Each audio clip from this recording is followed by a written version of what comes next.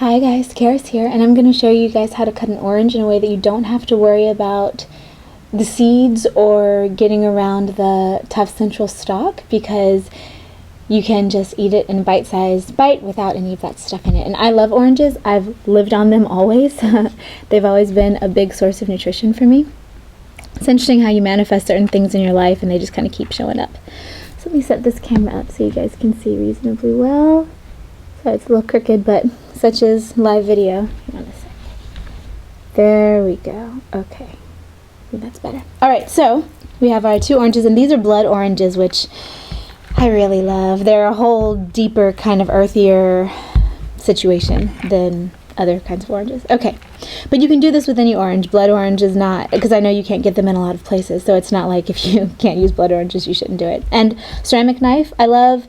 Highly recommended because it does not oxidize your food as much, and they stay sharper longer. And I have noticed that as someone who communicates with the beings that are the fruit, it doesn't hurt as much when you cut. It doesn't hurt at all, actually. If you come at your food in a spirit of appreciation and gratitude and let's go be awesome together, help me make my new DNA codes, then the fruit actually really loves to be eaten. I've talked about this a little bit more on my Facebook, but I won't go into it now. Okay, so the first way you cut this orange is, you see where there's a little edge there, the stem, and on the other side is the bottom part of the stem, so it was hanging on a tree. It was like this.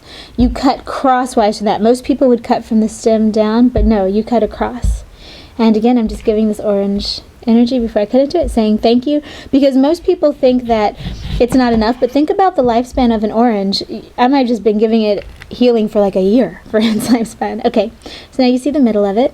Ooh, interesting how it's kind of an infinity symbol around the central stalk, or maybe the triple, whatever way you want to look at that as far as your own personal belief system. Okay, so from here, you cut down from the center through. So, like so. So now you have a piece like this, okay? And then you cut down from the center through again. So now you have two pieces like this, okay? And now you just cut off the central stalk, like this.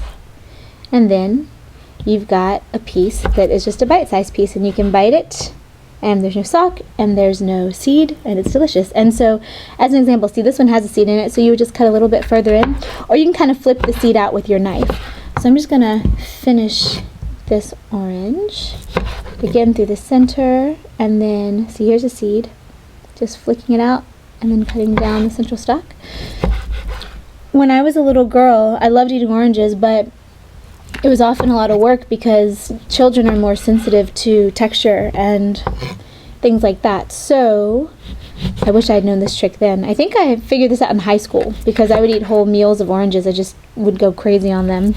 And then while I was eating them, also, this goes for those of you who like to just snack on oranges. After you eat an orange, when you're done with it, just flip it over on your plate so that the peel side is up, and then you know which ones you've already eaten and which ones you haven't. It's a little tip, but I've found it to be very handy over the years because, like I said, I eat a lot of oranges. I think it's one of those things. Has my DNA line going. Alright, so we're done here, and I'll just zip through another one again for you. Just to update you guys on what's going on, I went out and did some grid work in Los Angeles today, and I love working the grids in Los Angeles. They're really fun. And by working the grids, I mean accessing the knowledge codes and information codes of our planet in different areas, which have certain flavors, just like people have certain flavors. Like if you smell someone's cologne that you used to know, or someone's perfume that you used to know, like a parent or grandparent or relative or whatever, and then you get a whole flavor of them in your head, and it's not just the smell, you know what I mean? So different people have flavored energy lines, and different areas do too.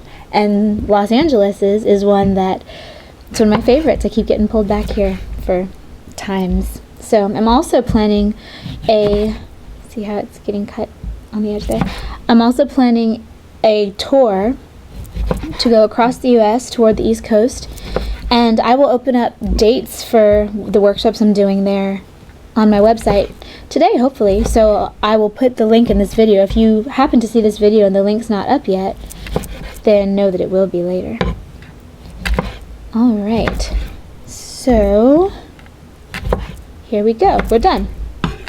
Breaking in two, going in the bowl. Alright, and here's the bowl. Ha ha ha. Doesn't that look yummy? So you can just take one of them, like so, and the way to eat them is you just bite the top. So there you go. And when you're done, you put face down on the plate. So you know which ones you've eaten and which ones you haven't. So that's that. It's how to cut an orange in an awesome way. And I like to, for instance, make sacred geometry on my plates and things like that. Because why not? It's fun. Amps up your food. I guess I'll do a whole other video on that sometime. But anyway, much love. Go in peace. And enjoy your oranges. Enjoy the spring. And I'll see you guys on the astrals.